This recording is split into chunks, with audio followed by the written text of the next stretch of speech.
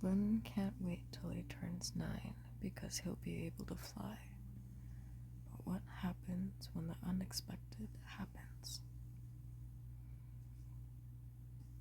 Flynn by Glenn Francis F. Failner, illustrated by Yasem Surs.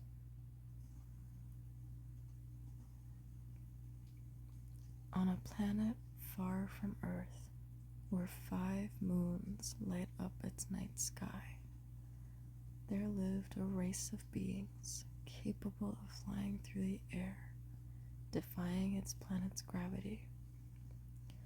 Its inhabitants were called Aroa, a race of winged individuals with pointed ears and stubbed noses. They graced their skies all through the day. To them, flying was as important as breathing.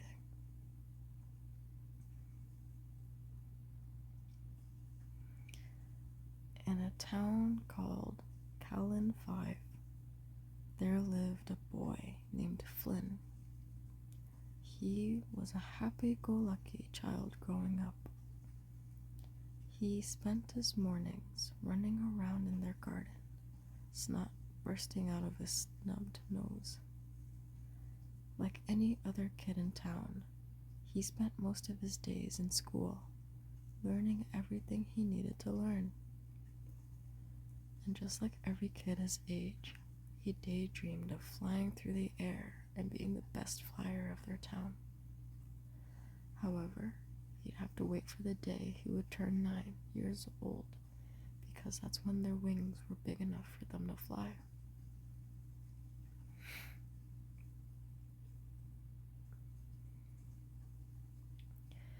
On the morning after Flynn turned 9, the first thing he did was run to the open grounds. It was a vast area filled with beautiful green grass, and in the middle was a rock. It had the right elevation for anyone to jump off from for the first flyers of their town.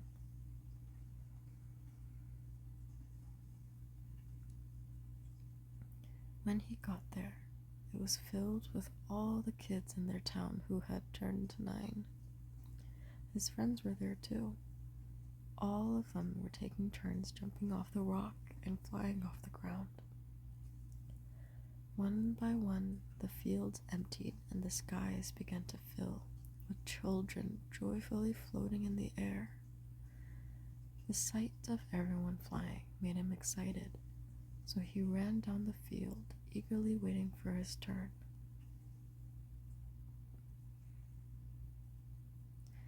Flynn was the last one on the field. Everyone else had flown off far from the ground.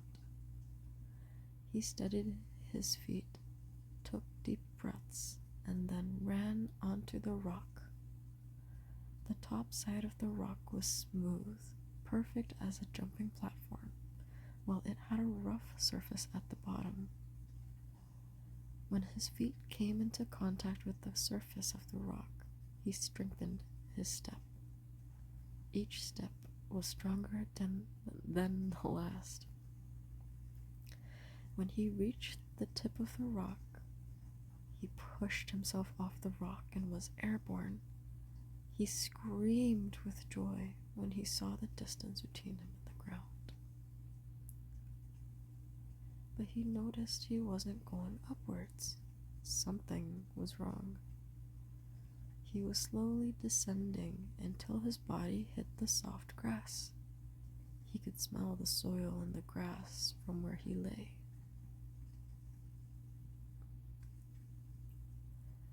Flynn sat up and was confused. He was at the right age. This was the day he was supposed to fly. He was one step closer to his dream of becoming one of the best flyers of their town, like his dad. But somehow he was stuck on the ground. He looked up and saw everyone having the time of their life. He felt jealous of everyone else, so he got up and cried his way home. He came into the house with his head down. His mom greeted him when he walked in and asked how he was. He looked up and saw the excitement on her face. He didn't have the heart to tell her what happened, so he looked away. His mom quickly noted the sadness in her son's eyes. She asked him to tell her what happened. He hugged his mom and buried his face in her chest. Tears poured from his eyes. "I can't fly, Mom," he said. A few days into the summer, and all the kids in town were busy flying and playing games in the sky. Meanwhile, Flynn was held up in his room, refusing to come out. He was ashamed. He was the only one in town who couldn't fly. Flightlessness was a rarity amongst the Arrowans. Cases like his were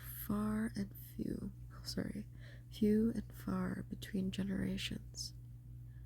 He spent his days looking out at the sky, watching all his friends in town playing. It was pointless to go outside. He could never play with them. They were too far off the ground. Why would anyone want to play with him on the ground when they could play in the sky? One day, his mom came into his room and brought him snacks for the afternoon. She saw him wallowing in his sorrow, decided to tell him a story. She sat beside him on his bed and began her story. "When I was about your age, there was a kid in town who couldn't fly. We were off playing in the sky while he was stuck on the ground. He was like you. But because it was his dream to be the best flyer in town, he didn't lock himself in his room wishing for things to change. He knew that wishing it would never work. He knew that if he wanted to fly, he needed to make himself fly.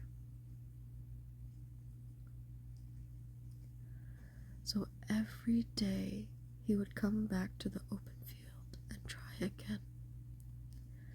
He kept doing this every day. Whether there'd be sunshine or rain, he kept trying. He came home with bruises, but he never stopped. He never gave up.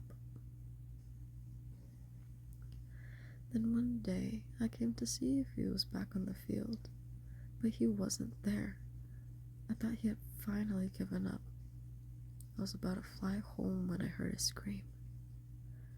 I didn't know where it came from, but when I looked up, I saw him. He screamed at the top of his lungs. He finally achieved what he'd always dreamed of. He was flying. I was so happy that I flew up to congratulate him. That boy grew up to be the best flyer in our town, and your father.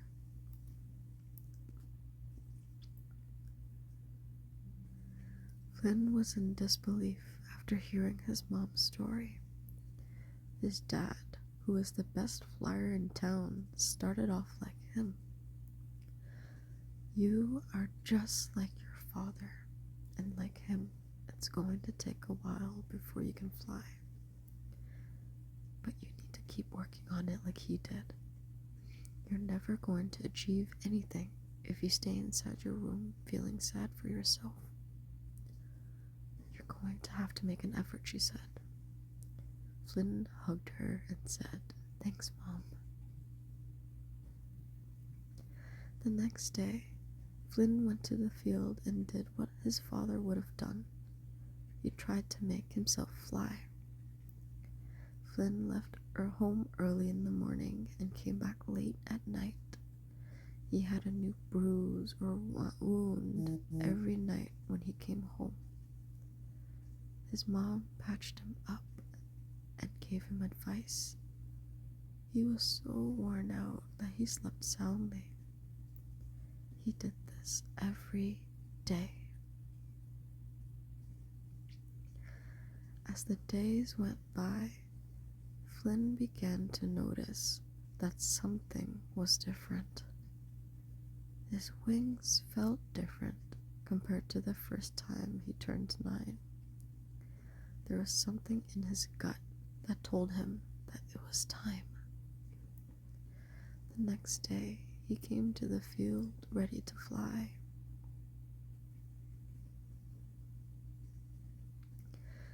Flynn stood on the field and got himself ready. He took deep breaths and cleared his mind.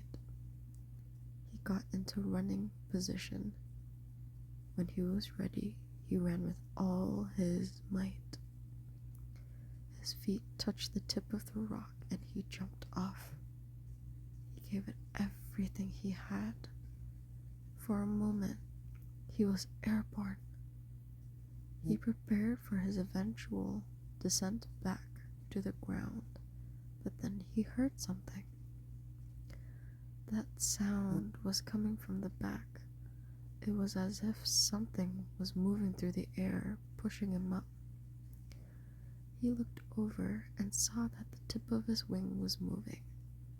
He realized that it was the sound of his wings. Flynn looked down and saw that he was so high up that the rock from the field was as small as his hand.